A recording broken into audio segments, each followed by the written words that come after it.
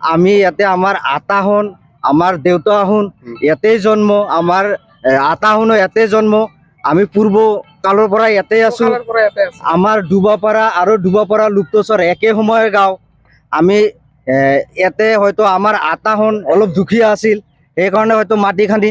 পাট্টা কৰিব পৰা নাই আমাৰ ওচৰৰ মাটিখন পাট্টা কৰিছে তাৰ ওচৰৰ মাটি পাট্টা কৰিছে এইটো সৌ চাইডৰ মাটিও পাট্টা কৰিছে তেতিয়া আমাৰ আতাহনৰ চলা নাই ইমান কিবা পইচা পাতি নাছিল কাৰণে কৰিব পৰা নাই তথাপিও আমাৰ এইটো ৰিবুনু খাজ আমি খাজনা দিয়ে আছো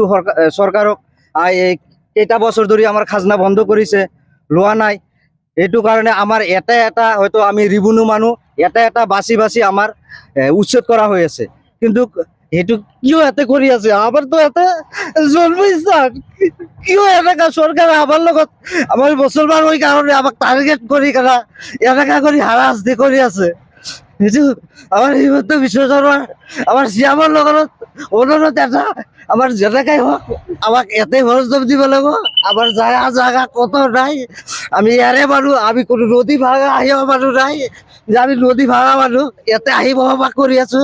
সেনেকাও নহয় আমি ইয়াতে আমাৰ দাদা যুগৰ পৰা আমাৰ দাদাখন ইয়াতে বিত্ত কৰিছে আমি ইয়াতে আমি কবই নোৱাৰো যে আমি চৰৰ পৰা আহি কেনে ইয়াতে আমি অৱস্থান কৰি ইয়াতে বসবাস কৰি আছো আমি এটি কবই নোৱাৰো আমাৰ আটা এতিয়া দেউতাৰ 70 বছৰ হৈ গেল আমাৰ মৰিব লগা হ'ল তথাপি আমাৰ চৰকাৰে কিয় আমাক এনেকা বাছি বাছি টাৰ্গেট কৰি কেনা মুছলমানক বেছি কাৰণে আমাক এনেকে এটা ঘৰ বাছি বাছি আমাক উচ্ছেদ কৰি আছে এইটো বেয়া কথা এতিয়া চৰকাৰে আমাক আচলতে নিৰহ মানুহ কাৰণে আমাক চাইছে এইটো আমাক ভাগি আছে নিৰহ মানুহ কাৰণে আমি মানুহ নহয় নেকি আমি মানুহ নহয় ভাবি আছে যে হিমন্ত মামাই অকল টাৰ্গেট কৰি আছে যে মুছলমান সম্প্ৰদায়সকল লোকসকলক আমি কি নিষেধ কৰি দিম ইমান অৰাজকতা নহয়তো হিটলাৰৰ ৰাজত্ব নচলিব গণতন্ত্ৰ অধিকাৰ আছে আমাৰ প্ৰত্যেকটো অধিকাৰ আমাৰ আতা পিতাৰ অধিকাৰ আছে ভাৰত স্বাধীন কৰিছে আমাৰ আতা পিতাই এইটো হিমন্ত মামাৰ কি নহয়তো পৈতৃক সম্পত্তি নহয় যেনেকে ক'ব সেনেকে ভাঙিব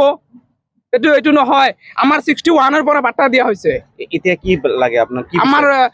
উচিত সংস্থাপন লাগে আৰু যাতে মামাই আমাক কাগজ পাতি যায় আমি যাতে উচিত ন্যায় বিচাৰ পাওঁ